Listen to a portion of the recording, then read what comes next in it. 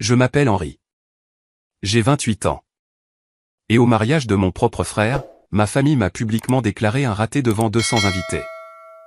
Avant de vous raconter le moment qui a tout changé, le moment où une seule nouvelle a fait taire toute la salle de bal et transformé leur célébration parfaite en la scène de leur plus grande humiliation, dites-moi dans les commentaires d'où vous regardez cette vidéo. Ça signifie beaucoup pour moi de savoir que vous êtes ici avec moi. Le tintement des coupes de champagne était le seul son sur lequel je pouvais me concentrer. C'était un bruit net, tranchant, presque agressif, le bruit de la richesse. Tout dans le mariage de mon frère aîné, Léo, était conçu pour crier le succès. Le lieu était un manoir historique avec des jardins immenses. Les arrangements floraux avaient probablement coûté plus que ma première voiture, et la liste des invités était une sélection soigneusement choisie des relations les plus fières de mes parents. C'était un monument vivant à la vie qu'ils avaient toujours défendue, une vie de prestige, de prévisibilité et de vraie carrière. Une vie dont j'étais, et avais toujours été, douloureusement exclu. J'étais assis à la table 9. Le nom lui-même ressemblait à une étiquette. Pas la table 1 avec la famille proche, bien sûr, celle-là était réservée au cercle intime, aux personnes qui comptaient. La table 9 était le poste avancé réservé aux fins lâches de la famille, ma cousine qui en était à son deuxième divorce chaotique, un grand-oncle qui sentait vaguement la naphtaline et les mauvais investissements, et moi, le gars de la tech, celui qui gagne sa vie en jouant à des jeux. Mon père, David Sterling, se tenait au pupitre, se délectant des projecteurs. Il était dans son élément, le patriarche fier président à son héritage. À mon fils, Léo, a-t-il tonné, sa voix amplifiée par le micro, rayonnante de satisfaction. Il a terminé major de sa promotion à la faculté de droit, a réussi l'examen du barreau du premier coup et a déjà décroché un poste convoité chez Whitmore et Associates. Ça, mes amis, c'est une vraie réussite. Il construit un vrai avenir pour lui-même et pour sa magnifique épouse, Jessica. Des applaudissements polis ont parcouru la salle. Les yeux de mon père ont balayé la foule. Pendant une seconde qui m'a serré le cœur, ils se sont posés sur les miens. Il n'y avait aucune chaleur, aucun signe d'inclusion. Juste l'éclat familier, lourd, d'une profonde déception, comme si ma simple présence était une tâche sur cette journée parfaite. J'aimerais seulement, a-t-il continué, sa voix dégoulinante d'un sens soigneusement choisi, que mes deux enfants comprennent la valeur du travail acharné et des carrières légitimes. L'air a été aspiré de mes poumons. Il n'avait pas prononcé mon nom, mais ce n'était pas nécessaire. Chaque personne présente savait qui était l'enfant non nommé, illégitime. La chaleur de la honte m'est montée au cou, brûlante et suffocante. J'ai fixé l'assiette ridiculement chère devant moi, traçant le motif de feuilles d'or avec ma fourchette, essayant de m'ancrer à quelque chose de solide. Puis un mouvement près de l'entrée a attiré mon regard. Une femme aux cheveux courts noirs et nets, vêtue d'un tailleur encore plus tranchant, parlait à l'organisatrice du mariage. Elle tenait un bloc-notes et se déplaçait avec une aura de précision clinique totalement déplacée au milieu des robes fluides et du chaos festif. Mon téléphone a vibré dans ma poche. Un bourdonnement bas et urgent. Un texto de mon directeur financier et meilleur ami, Ben Carter. Forbes est sur place. Il publie l'article dans 10 minutes. Tu es prêt? Mon cœur a changé de rythme, un battement frénétique et martelant contre mes côtes. J'ai regardé à nouveau la femme. Elle scrutait la salle, ses yeux méthodiques, cherchant. J'ai compris avec une décharge d'adrénaline, elle me cherchait. Le groupe a entamé une douce mélodie romantique tandis que les serveurs en veste blanche impeccables commençaient à débarrasser les assiettes de salade. La machine du mariage avançait, impeccable et inconsciente. Mais je savais que, avant que le gâteau ne soit coupé, avant que la première danse ne soit terminée, l'univers soigneusement construit de la famille Sterling allait entrer en collision avec la réalité. Et l'impact serait biblique. Mais d'abord, je devais subir un dernier toast atroce, célébrant tout ce que je n'étais pas et tout ce qu'ils pensaient que je ne serais jamais. La dynamique était établie avant même que je sache épeler mon propre nom. Léo était le soleil, l'enfant doré, et moi j'étais la lune étrange et silencieuse, prise à jamais dans son attraction gravitationnelle. Notre maison d'enfance n'était pas une maison. C'était un sanctuaire dédié aux accomplissements de Léo. Ses trophées de débat brillaient sur la cheminée, projetant de longues ombres dans le salon. Ses certificats d'honneur encadrés montaient le long du mur de l'escalier. Sa lettre d'acceptation dans une faculté de droit prestigieuse était traitée avec la révérence d'une relique sacrée. Mon territoire était l'autre côté de la chambre que nous partagions. C'était un paysage chaotique de tours d'ordinateurs démontés, de nids de fils emmêlés et de carnets remplis de schémas complexes et de lignes de ce que mes parents appelaient du charabia. Pour eux, c'était un désordre, un symptôme de mon incapacité à m'engager dans le monde réel. Pour moi, c'était un laboratoire où je pouvais en construire de nouveaux. Henri, pour l'amour de Dieu, range ce bazar, commandait mon père. Sa lèvre se retroussait de dégoût tandis qu'il poussait une carte mère du bout de sa chaussure cirée. Pourquoi ne peux-tu pas être plus comme ton frère? Il est dehors. Il est président du conseil des élèves. Il prépare son avenir. Leur idée d'avenir était une seule autoroute bien éclairée. Les bonnes notes menaient à une bonne université, qui menait à un diplôme respectable, droit, médecine, finance, qui menait à son tour à un emploi stable et bien payé avec un parcours clair de promotion. Mon chemin n'était pas une autoroute. C'était une forêt dense et inexplorée que je taillais avec un clavier en guise de machette. Il ne comprenait pas la forêt, alors il la craignait, et il rejetait ce qu'il craignait.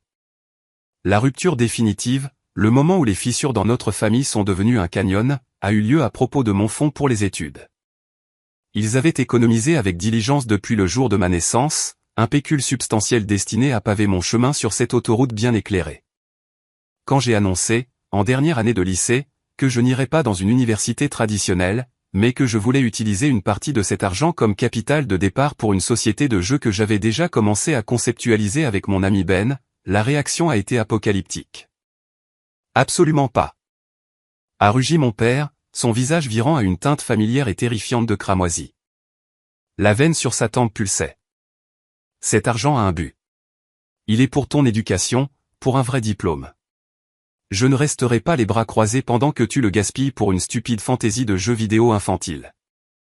Ce n'est pas une fantaisie, papa, ai-je supplié, la voix cassée par le désespoir d'un adolescent essayant d'expliquer un nouveau monde à des gens coincés dans l'ancien. C'est une entreprise. J'ai un business plan. J'ai des projections d'engagement utilisateur. J'ai une stratégie de monétisation. Je ne veux pas voir tes projections, a-t-il craché le mot comme s'il s'agissait de poison.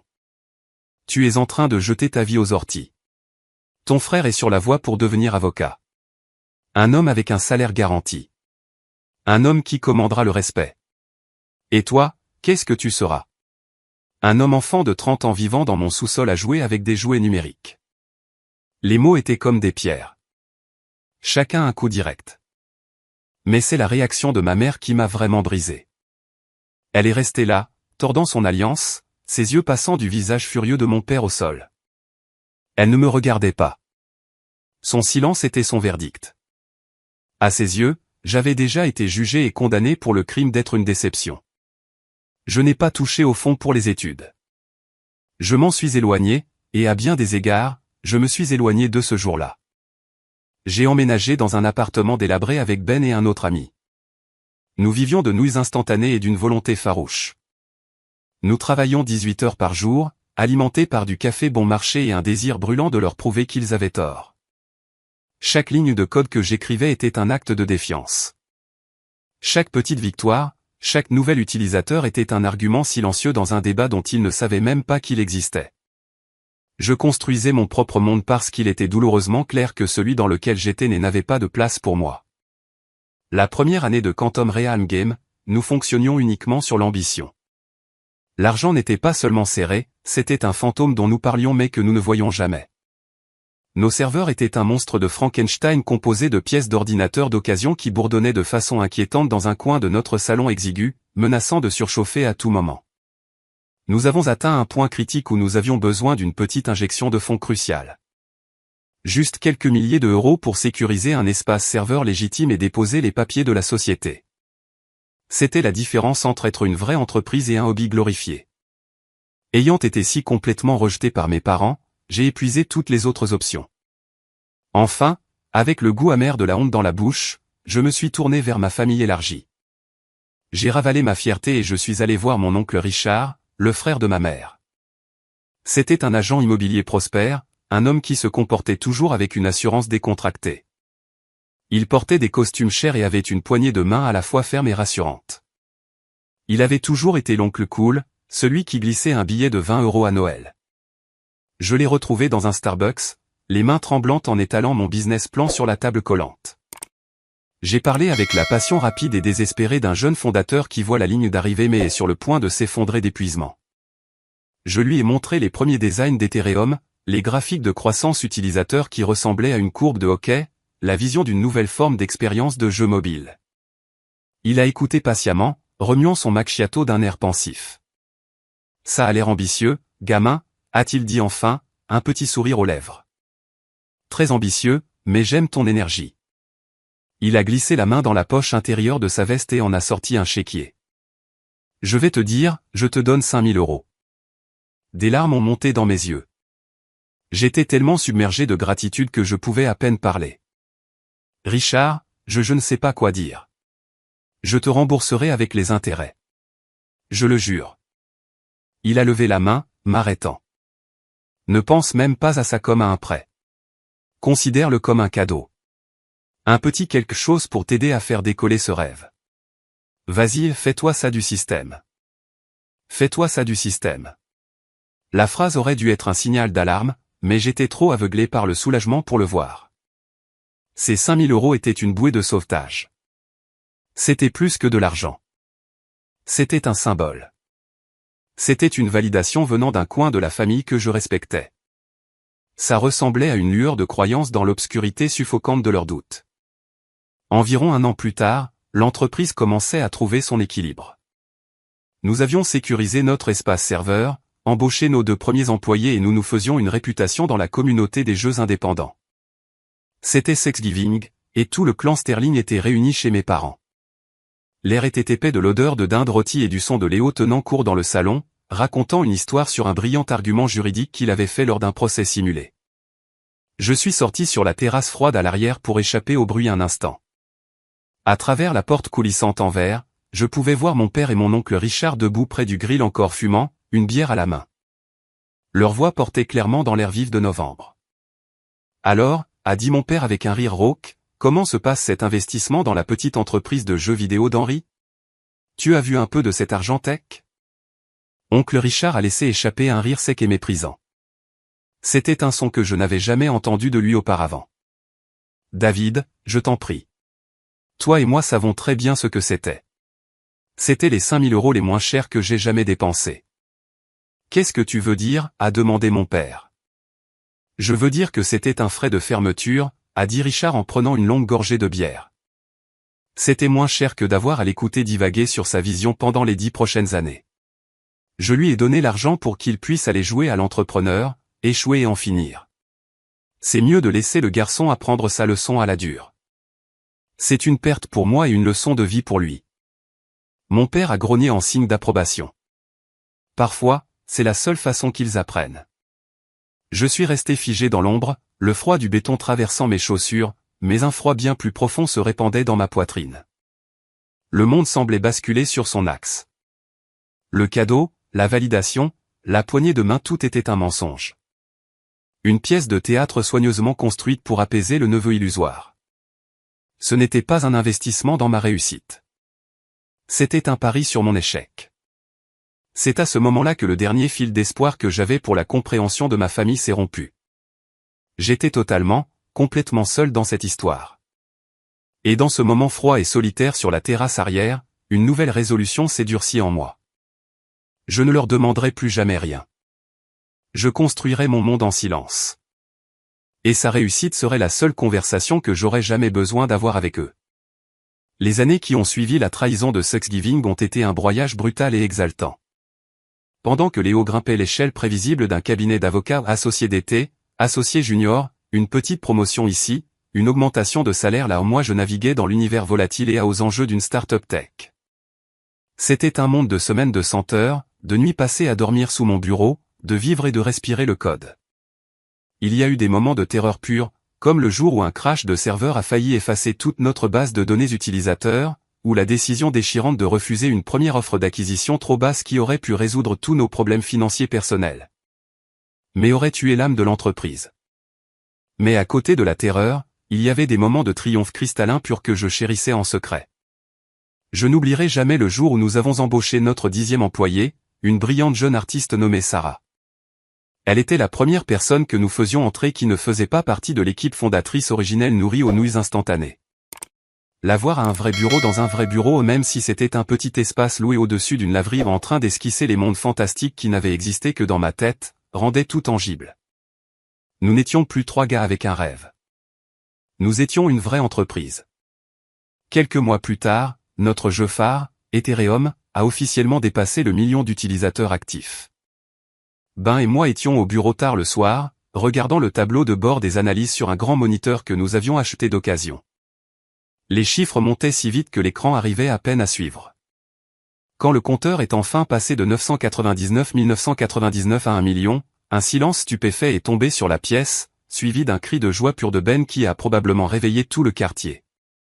1 million de personnes, 1 million d'êtres humains individuels choisissaient de passer leur temps dans un monde que nous avions construit à partir de rien.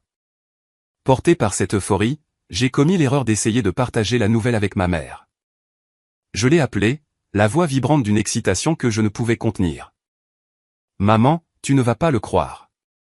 On a atteint 1 million d'utilisateurs aujourd'hui. 1 million de personnes jouent à notre jeu. Il y a eu un temps de silence à l'autre bout de la ligne. Oh, c'est merveilleux, chérie, a-t-elle dit, et son ton était exactement le même ton poli et placide qu'elle utilisait quand je lui disais que j'avais pensé à faire la vidange. C'était une tape verbale sur la tête. C'est très bien. En parlant de bonnes nouvelles, as-tu entendu que ton frère Léo vient de recevoir une reconnaissance d'un associé senior? Il parle déjà de son chemin vers une promotion. Il aura un bien meilleur salaire l'année prochaine. Nous sommes tellement incroyablement fiers de lui. La joie en moi s'est dégonflée comme un ballon crevé, remplacé par une douleur familière, lourde, de résignation. 1 million d'utilisateurs, un jalon qui aurait fait la une de n'importe quelle histoire de start-up, était réduit à du bruit blanc, noyé par le chant des sirènes de l'ascension corporative de Léo. J'ai marmonné et c'est super pour lui et j'ai mis fin à l'appel. J'ai compris alors que leur langage de la réussite était une langue que je ne parlerais jamais. Ils mesuraient la vie en promotion, salaire et titre de poste. Moi je la mesurais en engagement utilisateur, stabilité des serveurs et lignes de code. Nous vivions dans des réalités différentes, alors j'ai arrêté d'essayer de traduire. Je ne leur ai jamais parlé de la levée de fonds de 50 millions d'euros qui nous a mis sur la carte. Je n'ai jamais mentionné les articles dans les revues tech qui qualifiaient notre moteur de jeu de révolutionnaire. Je ne leur ai jamais dit quand nous avons ouvert notre premier bureau international à Dublin ou quand nous avons acquis un studio plus petit que nous admirions depuis des années. Tout cela s'est passé dans un univers parallèle qu'ils ne pouvaient pas voir. Ils me voyaient devenir plus occupé, me voyaient voyager plus, mais dans leur esprit, j'étais juste un garçon qui continuait à bricoler avec un hobby de plus en plus élaboré et de plus en plus préoccupant. Le fossé est devenu un canyon. Dans leur monde, Léo était le héros conquérant, rentrant à la maison avec les fruits de ses victoires corporatives. Dans mon monde, je construisais tranquillement, secrètement, un empire. Et maintenant, debout ici au mariage de Léo, les deux univers étaient enfin sur une trajectoire de collision. Juste avant la cérémonie, un texto était arrivé de Sarah, ma 10e employée, qui était désormais vice-présidente du design, dirigeant une équipe de plus de 100 artistes. C'était une photo de son équipe dans notre salle de conférence principale, tous levant des mugs de café pour porter un toast. La légende disait, « Bonne chance avec la famille. Ton autre famille est là pour t'encourager. Vas-y, patron. » J'ai souri. Un vrai sourire sincère pour la première fois ce jour-là. C'était un puissant rappel. Ma valeur n'était pas sujette à débat à la table 1. Elle avait déjà été définie, construite et prouvée dans un monde qu'ils ne connaissaient pas. Il était temps que les murs entre ces deux mondes s'effondrent. La cérémonie a été un flou de sentimentalité performative. Maintenant, à la réception, la vraie affaire de la famille Sterling était en cours, renforcer la hiérarchie sociale. Léo et sa nouvelle épouse Jessica étaient le roi et la reine tenant court sur la piste de danse. Moi j'étais le bouffon de cour légué en Sibérie à la table 9, une représentation géographique de mon statut dans la famille. Ma tante Carole, une femme dont le sourire était aussi doux et aussi toxique que de la saccharine, s'est penchée si près que je pouvais sentir son parfum écœurant. Henri, mon chéri, c'est tellement merveilleux de te voir. Comment va et bien, comment va tout? Elle a fait un geste vague et méprisant de la main, censé englober l'ensemble de mon existence incompréhensible. Tu continues à t'occuper de ta petite entreprise d'ordinateur? L'expression « petite entreprise d'ordinateur » était un poignard enveloppé de soie. « Ça va bien, tante Carole ?» ai-je répondu, la voix dangereusement tendue. « Nous sommes en phase de croissance. »« Oh, charmant !» a-t-elle gazouillé, ses yeux brillants de la curiosité prédatrice de quelqu'un qui attend de mauvaises nouvelles. Chaque mot était une insulte parfaitement calibrée, délivrée avec la plausibilité du déni de la préoccupation. Elle me peignait comme un enfant paresseux et indiscipliné, incapable de fonctionner sans supervision adulte. J'ai forcé un sourire qui ressemblait à du plâtre craquelé. On apprend à être son propre patron. C'est alors que Markham, l'un des amis les plus insupportables de Léo de la faculté de droit, s'est approché de notre table d'un pas nonchalant. Il était bruyant, trop sûr de lui, et empestait le whisky cher et l'entitlement. Il m'a donné une tape sur l'épaule avec assez de force pour me faire sursauter. « Henri, le fils prodigue est de retour. » a-t-il tonné, en vaporisant une fine brume de salive alcoolisée. « Léo me dit que tu es un grand designer de jeux maintenant. C'est quoi le dernier? Tu fais le prochain Angry Birds. » Lui et les autres types avocats à sa table ont ricané. « Quelque chose comme ça, ai-je dit. » Ma patience s'étirait sur un fil de rasoir. « Tu sais, » a continué Markham en se penchant de manière conspiratrice, « mon neveu, il a 10 ans, c'est un petit génie avec ses jeux vidéo. Complètement obsédé. Peut-être que je peux vous mettre en relation pour une discussion. Tu pourrais, tu sais, échanger des notes sur la conception de niveau. » Le mépris était si profond, si stupéfiant, qu'il en devenait presque impressionnant. Il me comparait, sans une once d'ironie, moi, le PDG d'une multinationale sur le point d'atteindre une valorisation de 10 milliards d'euros, à son neveu de 10 ans obsédé par les jeux vidéo. C'est à ce moment-là que je l'ai vu avec une clarté parfaite et douloureuse. Peu importait ce que j'accomplissais. Peu importait que j'aie un employé ou 1000. Dans leur monde, je serais à jamais un garçon qui jouait avec des jouets dans le sous-sol. Je n'étais pas un père. Je n'étais même pas un adulte à leurs yeux. J'étais un étrange spectacle amusant pour le grand événement de leur vie sérieuse et importante. J'ai délibérément repoussé ma chaise de la table, créant un petit fossé d'espace personnel. J'en avais fini. J'en avais fini d'essayer d'expliquer. J'en avais fini de défendre mon travail de toute une vie. Le temps des mots était terminé. Le temps des conséquences était sur le point de commencer. De l'autre côté de la vaste salle de bal, je l'ai vue à nouveau. Catherine Vance, la journaliste de Forbes. Elle parlait tranquillement avec le maître d'hôtel, qui a ensuite hoché la tête et pointé un doigt discret ganté de blanc directement vers moi. Ses yeux ont croisé les miens à travers la foule, et elle m'a fait un seul hochement de tête presque imperceptible. C'était un signal. Le compte à rebours avait commencé. Le groupe a terminé son set avec panache. Le DJ a pris le relais sans heurts, lançant une chanson pop générique et entraînante. Les gens riaient, buvaient, joyeusement inconscients. Ils dansaient tous sur le pont du Titanic, et j'étais le seul à voir l'iceberg droit devant. Alors que le DJ baissait la musique, un silence révérencieux est tombé sur la salle. Mon père est retourné au pupitre, un air de satisfaction immense sur le visage. C'était son couronnement autant que le mariage de Léo. C'était son moment pour présenter son chef-d'œuvre, son fils avocat réussi, au monde. Il a tapoté le micro, le son résonnant dans l'immense salle de bal. En tant que père, a-t-il commencé, sa voix épaisse d'émotion travaillée, on a certains rêves pour ses enfants. On espère qu'ils trouvent le bonheur. Bien sûr, c'est une évidence. Mais on espère aussi qu'ils trouvent le respect. On espère qu'ils construisent une vie pour eux-mêmes qui le commandent. Une vie qui n'a pas besoin d'explications ni d'excuses. Il a marqué une pause pour l'effet dramatique, laissant les mots s'imprégner. Il a tourné son regard rayonnant vers Léo, qui était assis à la table d'honneur, ressemblant en tout point au prince triomphant. Léo, tu as dépassé tous les rêves qu'un père pourrait oser avoir. Tu as choisi un chemin noble, un chemin de discipline, d'intellect, de prestige. Quand tu dis à quelqu'un que tu es avocat, ils comprennent ce que ça signifie. Ça signifie que tu es une personne sérieuse. Ça signifie que tu es un pilier de la communauté, un homme qui soutient le tissu même de notre société. La salle s'est remplie de murmures d'approbation et de hochements de tête appréciateurs. J'ai senti mon estomac se nouer dans un œuf froid et serré. Je savais exactement où cela allait mener. C'est un monde à des années-lumière, a-t-il continué, son regard balayant maintenant avec mépris la table où j'étais assis, comme si j'étais un meuble particulièrement peu attrayant, des tendances éphémères et des distractions numériques qui occupent tant de jeunes gens aujourd'hui.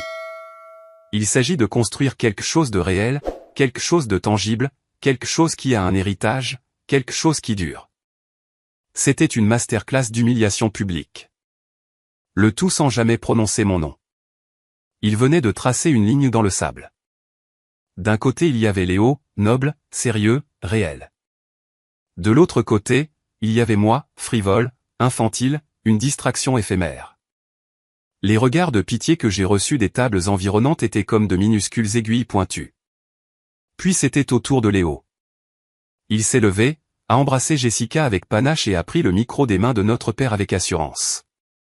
Il avait le charme facile d'un homme qui n'a jamais connu un jour de doute sur lui-même. « Merci, papa », a-t-il dit, sa voix lisse comme du marbre poli. « Merci de m'avoir toujours poussé, de m'avoir toujours montré à quoi ressemble une carrière respectable. Toi et maman m'avaient appris que la vraie réussite n'est pas une question de chance ou de gagner une sorte de loterie numérique. » Il a lancé un rapide regard suffisant dans ma direction. Il s'agit de dévouement. Il s'agit de gagner sa place par le travail acharné et les longues heures. Il s'agit de construire une vie dont sa famille peut être fière, et non une vie qu'elle doit constamment expliquer à ses amis. Le petit groupe d'avocats de son cabinet a éclaté d'un rire complice. Le message était aussi subtil qu'un coup de poing à la mâchoire. Ma vie, ma passion, mon entreprise, c'était une honte, un inconvénient social qu'il fallait expliquer et excuser maladroitement lors des dîners. J'étais assis là, les mains serrées en poing aux jointures blanches sous la nappe blanche amidonnée. Pendant des années, j'avais absorbé leur désapprobation en privé. J'avais avalé leurs remarques condescendantes, leurs soupirs méprisants, leurs comparaisons interminables et éclatantes avec Léo. Je m'étais dit que ça n'avait pas d'importance. Je m'étais dit que mon travail parlerait de lui-même. Mais entendre tout cela exposé ainsi, utilisé comme arme devant 200 personnes, c'était différent. Ce n'était pas un désaccord familial. C'était une humiliation publique. Il ne rejetait pas seulement mon choix de carrière. Il rejetait mon essence même. Et tandis que j'étais assis là, une rage froide et silencieuse se solidifiant dans ma poitrine, j'ai réalisé qu'ils venaient de faire un calcul catastrophique.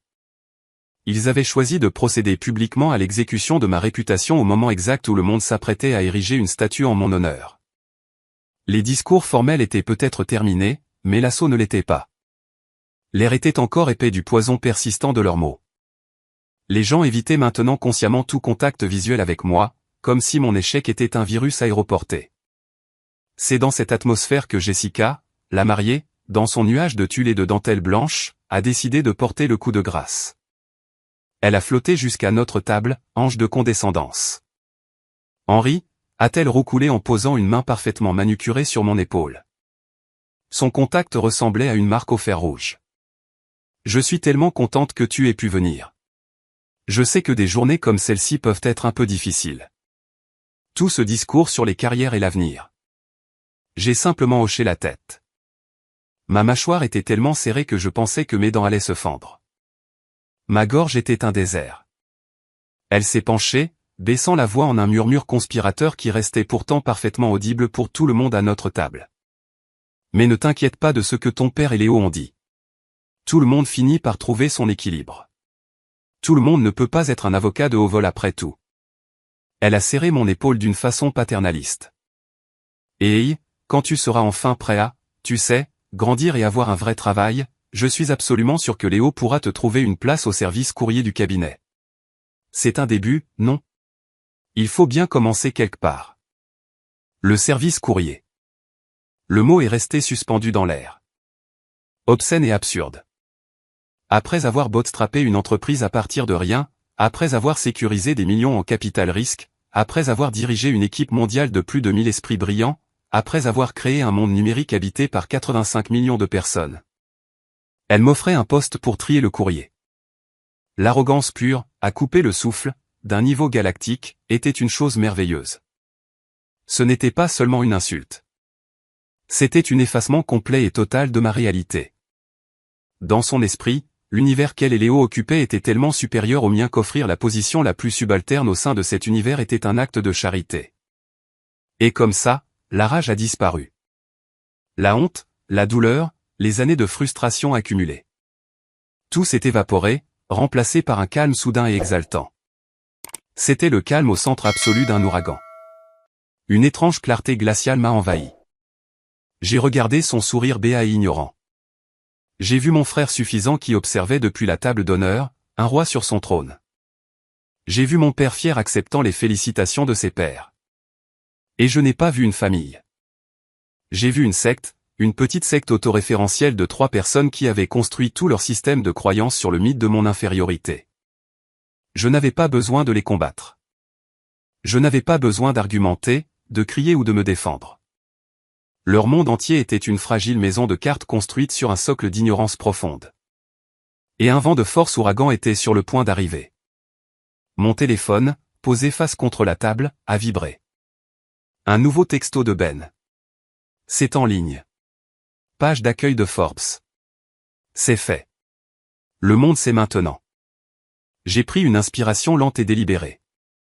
J'ai levé la tête et rencontré le regard condescendant de Jessica. Je n'ai pas dit un mot. Je lui ai simplement adressé un petit sourire serré, sans joie. Un sourire qui n'atteignait pas mes yeux. Un sourire qui disait, « Tu n'as absolument aucune idée de ce que tu viens de faire. » De l'autre côté de la salle, Catherine Vance, la journaliste de Forbes, a commencé à marcher vers notre table.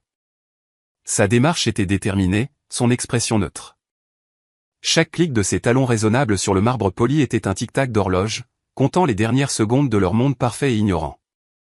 Le sourire angélique de Jessica a vacillé, un éclair de confusion traversant son visage face à ma réaction étrange et silencieuse.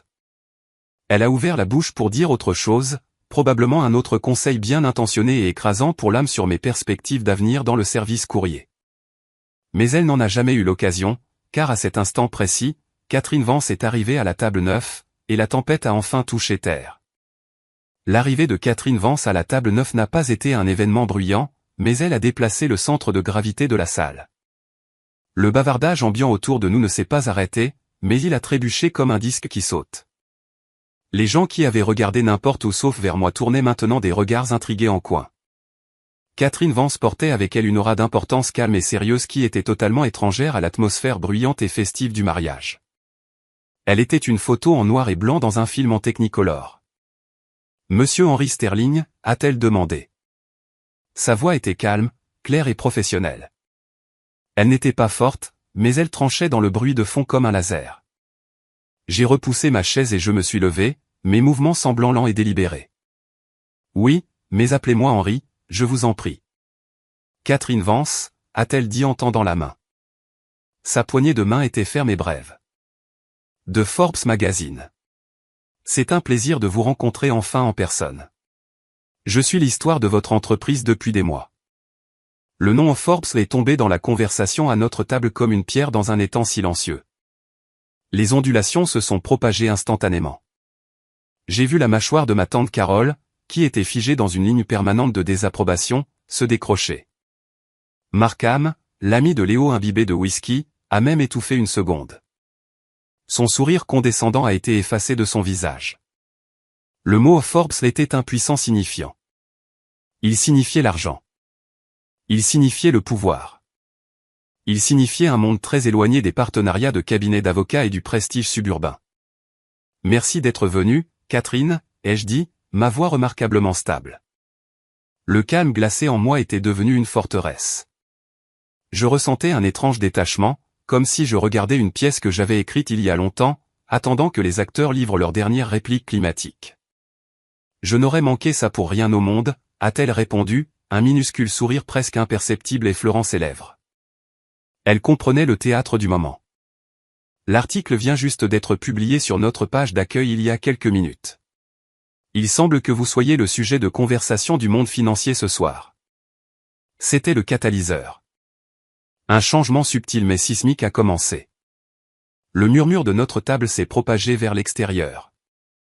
Les téléphones, qui avaient été rangés, ont commencé à sortir de poches coûteuses et de sacs à main de créateurs.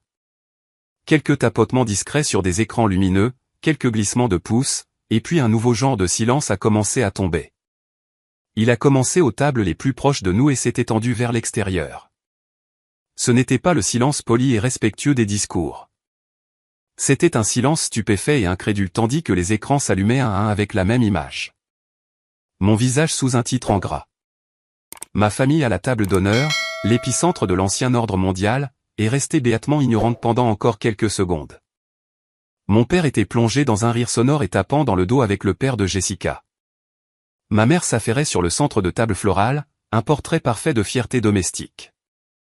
Léo tenait court, régalant ses amis avec une histoire triomphante, ses mains gesticulant avec ampleur. Ils étaient enfermés dans une bulle de leur propre importance, si épaisse et résistante qu'ils n'avaient pas remarqué le changement de pression dans la salle. Mais d'autres l'avaient fait. J'ai vu Monsieur Henderson, un ancien partenaire commercial de mon père et un investisseur avisé, fixer son téléphone, les yeux écarquillés par le choc. Il a regardé de son écran à moi et vice-versa, une expression de compréhension incrédule naissante sur le visage. Il était à la table voisine. Il avait entendu chaque mot condescendant des discours de mon père et de Léo. Catherine, maître de son art, ignorait le spectacle grandissant. Elle ne parlait qu'à moi, sa voix juste assez forte pour être claire et autoritaire. Nous projetons que Quantum Realm Game aura une valorisation de 10 milliards d'euros d'ici la fin de l'exercice prochain. Votre valeur nette personnelle, basée sur vos parts et les récentes levées de fonds, vient de franchir la barre des 2 milliards d'euros. Félicitations, Henry. Vous êtes officiellement le plus jeune milliardaire autodidacte de l'histoire de l'industrie du jeu vidéo. Elle a prononcé les phrases avec le ton plat et sans émotion d'une présentatrice du journal télévisé annonçant la clôture de la bourse. Mais chaque mot était une ogive nucléaire tactique, explosant dans le silence de la salle de bal. 10 milliards. 2 milliards. Milliardaire. Les mots semblaient flotter dans l'air, scintillant, impossible. C'est ironiquement mon frère qui a finalement brisé le sort. Il avait remarqué le silence. Il avait remarqué la mer de visages, des centaines, tournés non pas vers sa table d'honneur, mais vers le fond de la salle. Vers moi. Il s'est levé, une expression de pur agacement sur le visage. C'était son spectacle, et quelqu'un venait de voler les projecteurs. « Qu'est-ce qui se passe » a-t-il exigé, sa voix résonnant dans le silence inquiétant. « Pourquoi tout le monde s'est arrêté ? C'est quoi tout ça ?» Jessica, sa mariée, a tiré frénétiquement sur sa manche. Son visage était blanc comme sa robe, ses yeux collés à son propre téléphone. Elle lui a murmuré quelque chose, sa voix un sifflement frénétique et désespéré. J'ai regardé le visage de mon frère passer par une série rapide et brutale de transformations, de l'agacement à la confusion, de la confusion à l'incrédulité pure, puis enfin à une rougeur sombre, laide et modelée de rage. Ses yeux ont trouvé les miens à travers la salle. Ils n'étaient pas seulement en colère. Ils étaient remplis d'un sentiment de trahison personnelle profonde. Comme si ma réussite, par son existence même, était un acte direct d'agression contre lui. La bulle n'avait pas seulement éclaté. Elle avait été vaporisée. La tempête était arrivée. Et je suis resté là, calme, au centre mort de tout cela, attendant que le tonnerre roule. Il doit y avoir une erreur. La voix de Léo, dépouillée de son baryton confiant habituel, était maintenant une proclamation tendue et aiguë d'incrédulité. Il a commencé à marcher vers nous, son costume de mariage coûteux ressemblant soudain à un costume mal ajusté. Il n'était plus Léo Sterling, l'avocat ascendant. Il était juste un frère aîné confus et en colère. Son autorité se dissolvait dans l'air à chaque pas qu'il faisait. Il ne s'est pas adressé à moi. Il est allé directement vers Catherine, la messagère qu'il avait clairement l'intention d'abattre. « Qui êtes-vous ? C'est quoi ces conneries ? Mon frère n'a pas d'entreprise. Il fait des jeux vidéo. Il vit dans un petit appartement. » La dernière phrase était une tentative désespérée de s'accrocher à la réalité qu'il avait si soigneusement construite. Catherine Vance était imperturbable. Elle a tourné son regard analytique et froid vers lui, le genre de regard qui pouvait disséquer un bilan défectueux ou un PDG en difficulté. « Je suis Catherine Vance, rédactrice en chef senior chez Forbes Magazine », a-t-elle déclaré, sa voix calme et égale. « Et les seules conneries, Monsieur Sterling, sont la fiction que votre famille se raconte à elle-même. La seule erreur a été votre sous-estimation profonde et constante de votre frère. » Elle a fait un léger geste de la tête, englobant toute la salle, où des dizaines d'invités n'essaient plus d'être discrets. Ils faisaient défiler ouvertement leur téléphone, leur visage formant une galerie de choc, d'envie et d'un respect naissant. Les bêtises, comme vous dites, font la couverture numérique de ce mois-ci. Elle détaille l'ascension météorique de Quantum Realm Game, une entreprise actuellement valorisée à 8,5 milliards d'euros. Elle compte 1200 employés avec des bureaux en Amérique du Nord, en Europe et en Asie, et une base d'utilisateurs mondiale de 85 millions de personnes. Une entreprise qui a été fondée et est actuellement dirigée par votre frère Henry. Mes parents avaient enfin réussi à se frayer un chemin, se déplaçant comme dans l'eau. Ma mère, Eleanor, avait l'air d'avoir vu un fantôme. Sa main était pressée contre sa poitrine, sa respiration superficielle. Mon père, David, le grand patriarche, me fixait simplement, la bouche légèrement ouverte. L'homme qui, il y a 30 minutes encore, avait publiquement dénigré mon travail de toute une vie comme illégitime, semblait maintenant complètement perdu. Comme si les lois fondamentales de la physique venaient d'être abrogées devant ses yeux.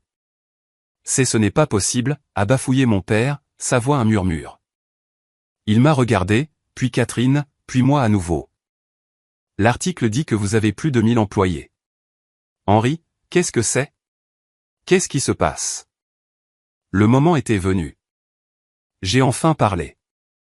Ma voix était calme, mais dans le silence de tombe de la salle, elle portait jusqu'à chaque coin. C'est la vérité, papa, ai-je dit, mon regard stable et inébranlable. C'est ce que j'essaie de vous dire depuis 5 ans. Chaque fois que vous me demandiez si j'avais un vrai travail, c'était ça que je faisais. Chaque fête où vous passiez votre temps à louer le salaire de Léo, mon entreprise bouclait une nouvelle levée de fonds. Chaque fois que vous me disiez de grandir, je dirigeais une équipe mondiale, je négociais des partenariats internationaux et je révolutionnais une industrie entière. Mes mots n'étaient pas accusateurs. Ils étaient simplement une constatation de fait, une récitation tirée d'un livre d'histoire qu'ils avaient refusé de lire. Léo a secoué la tête, un regard sauvage et acculé dans les yeux. Il était avocat, et son dossier s'effondrait.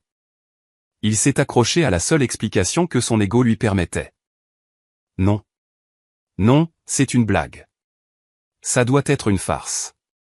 Henry, tu l'as payé pour faire ça, n'est-ce pas? C'est à propos de ta jalousie. Tu essaies de ruiner mon mariage. L'accusation était si profondément tordue, si fondamentalement déconnectée de la réalité que tout ce que je pouvais ressentir pour lui à ce moment-là était une profonde pitié douloureuse. Il voyait toujours le monde comme un jeu à somme nulle entre nous. Pour que je gagne, il devait perdre. Même maintenant, il pensait que c'était à propos de lui. Ce n'était jamais à propos de toi, Léo, ai-je dit, ma voix lasse. C'était à propos de moi vivant ma vie. Toi et Jessica avez simplement programmé votre fête un jour de travail pour moi. Un jour de travail, a-t-il ricané, sa voix montant dans l'incrédulité. Tu nous as humiliés. Tu as fait passer toute notre famille, notre nom, pour une bande d'idiots.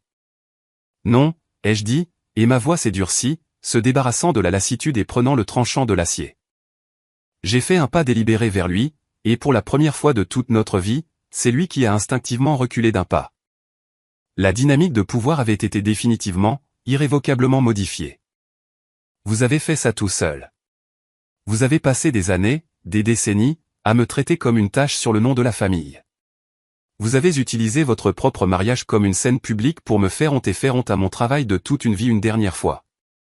Votre seule erreur a été de ne pas réaliser que le public était plus grand que vous ne le pensiez. Vous avez allumé l'allumette, Léo. Vous ne saviez simplement pas que vous étiez dans une pièce pleine de dynamite. Mes parents et Jessica l'avaient suivi. Une procession misérable. Ma mère a tendu une main tremblante vers mon bras. Henry, s'il te plaît, a-t-elle supplié, les yeux implorants. Nous ne savions pas.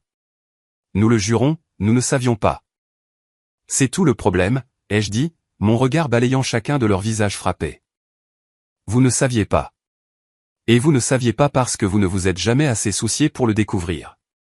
Vous aviez votre petit récit parfait, votre petite histoire bien rangée sur le fils avocat réussi et le fils rêveur raté. Et vous n'alliez jamais laisser un seul fait gênant se mettre en travers de ça. J'ai jeté un coup d'œil à ma montre, un geste délibéré et méprisant. J'ai un vol tôt demain pour Séoul pour une réunion avec notre équipe de développement du marché asiatique. Je devrais y aller. Ne t'avise pas de t'en aller comme ça, a dit mon père. Sa voix était un écho pathétique de son ancienne autorité tonitruante. Je me suis tourné complètement vers lui. Toute la peur et l'intimidation ancrées en moi depuis des années en sa présence avaient simplement disparu. Je ne regardais plus un géant. Je regardais juste un homme imparfait et effrayé qui avait laissé sa propre histoire empoisonner sa relation avec son fils. Je ne m'en vais pas de vous, ai-je dit calmement, le corrigeant. Je pars, tout simplement. Il y a une différence fondamentale. J'ai regardé mon frère au milieu des ruines de sa journée parfaite. Félicitations pour ton mariage, Léo. Puis je leur ai tourné le dos et je suis sorti de la salle de bal. Je n'ai pas regardé en arrière. Je sentais 200 perdus sur moi. Mais pour la première fois de ma vie, je me fichais de ce que l'un d'eux pensait. J'étais enfin, béatement libre. Dans les 6 mois qui ont suivi ce que les blog tech ont appelé le crash du mariage, ma vie est passée d'un sprint à un flou en vitesse warp. L'article de Forbes n'était pas seulement une allumette. C'était un gallon d'essence versé sur un feu de joie.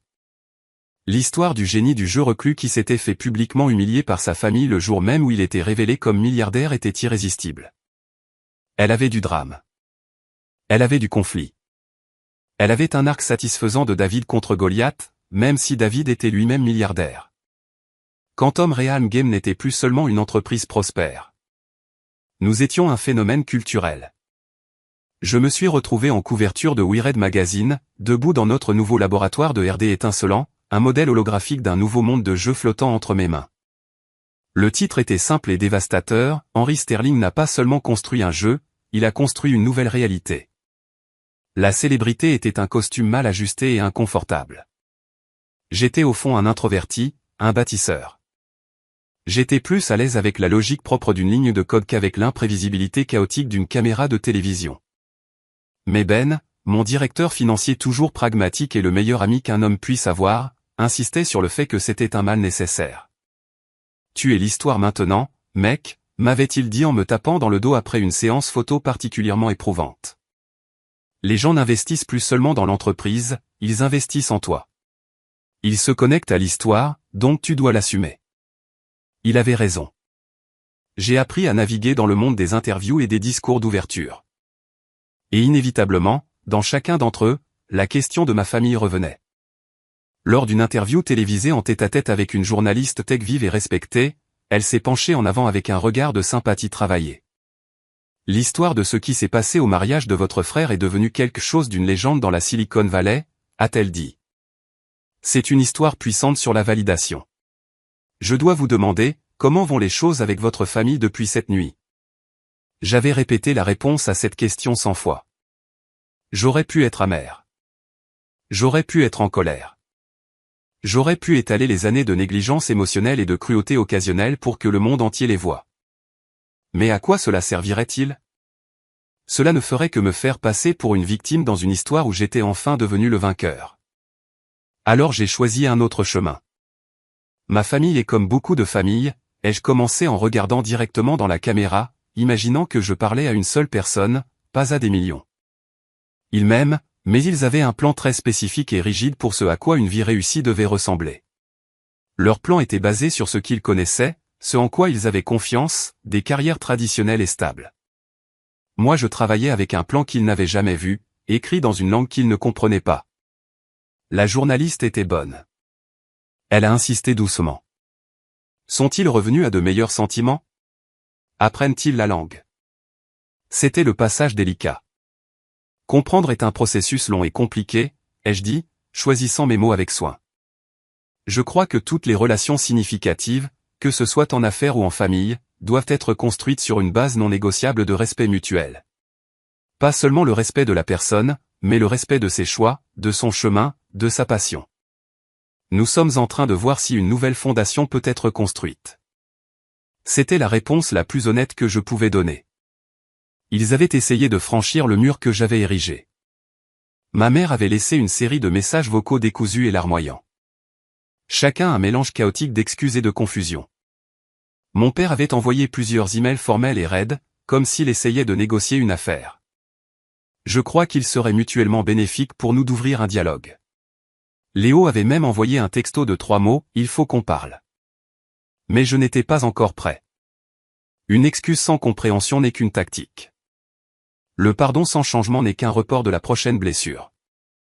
Il comprenait maintenant que j'avais de l'argent. Il comprenait que j'avais du pouvoir. Il comprenait que le monde me voyait comme un succès. Mais je n'étais pas convaincu qu'il me comprenait, moi. Le gamin qui trouvait plus de réconfort dans une carte mère que dans un ballon de football. Le jeune homme qui avait versé toute son âme dans un rêve qu'ils avaient activement, constamment et publiquement ridiculisé.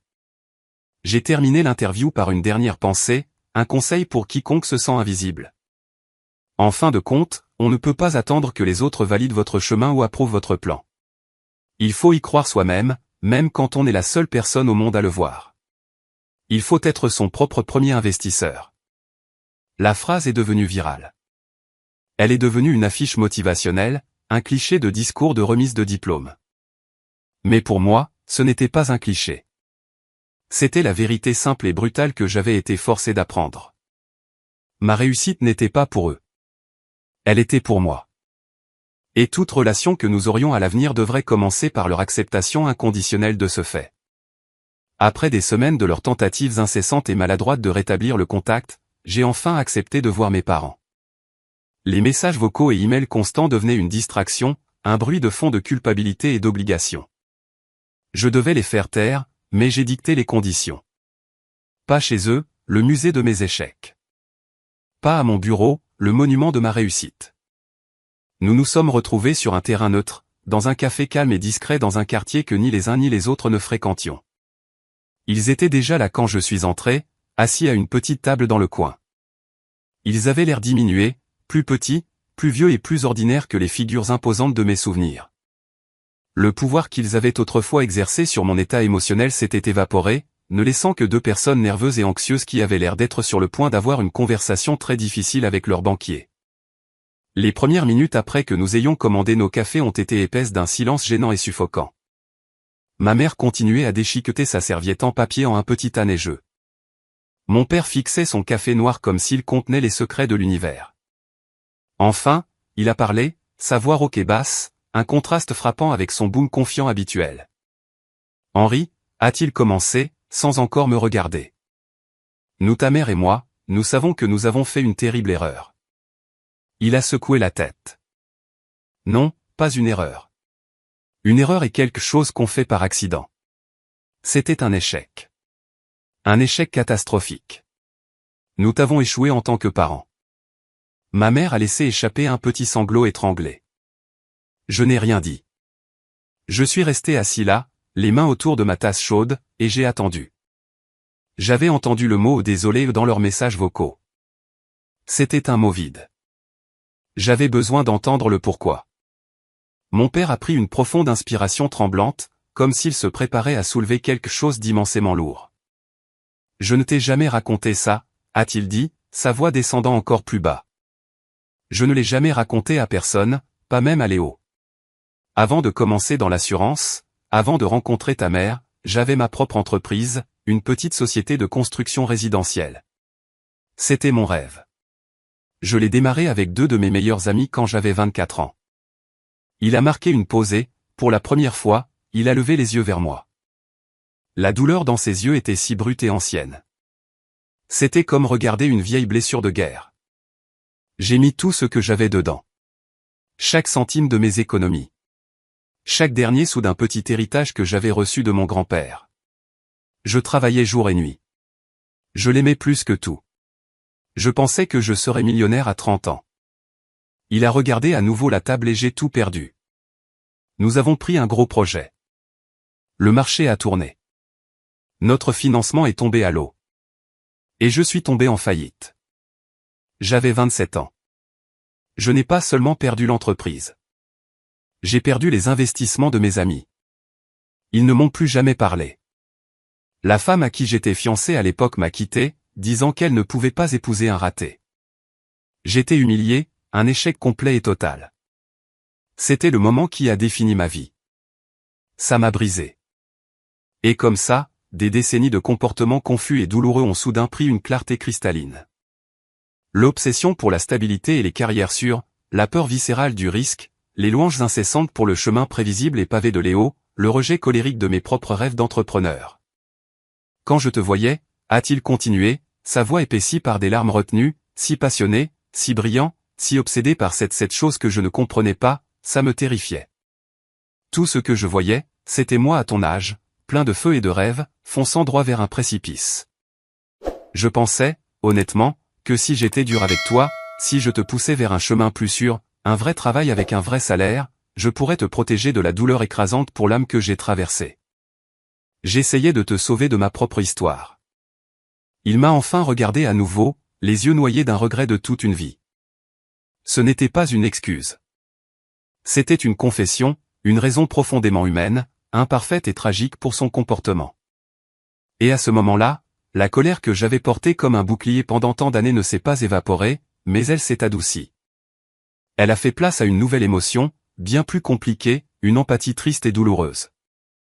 Le gouffre entre nous était toujours là, creusé par des années de douleur.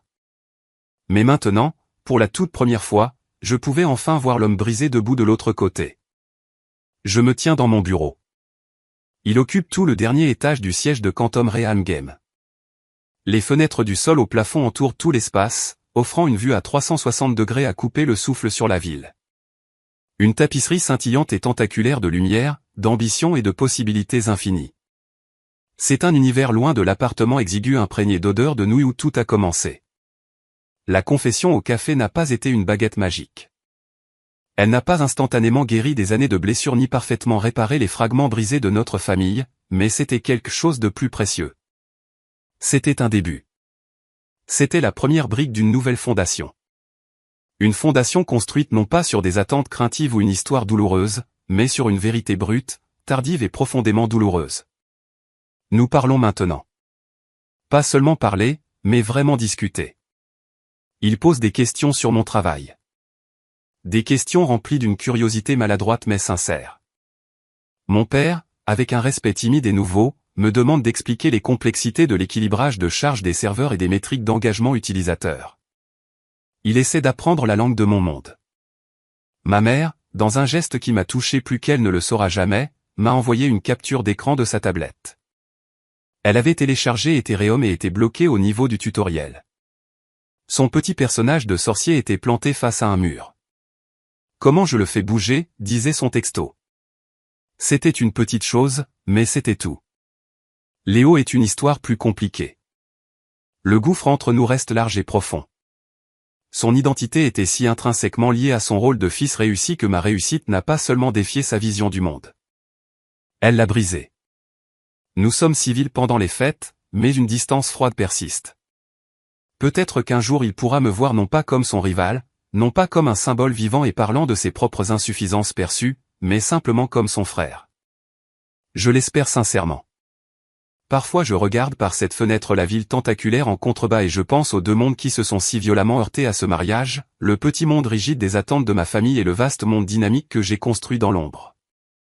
Pendant si longtemps, j'étais convaincu que j'avais besoin que leur monde approuve le mien.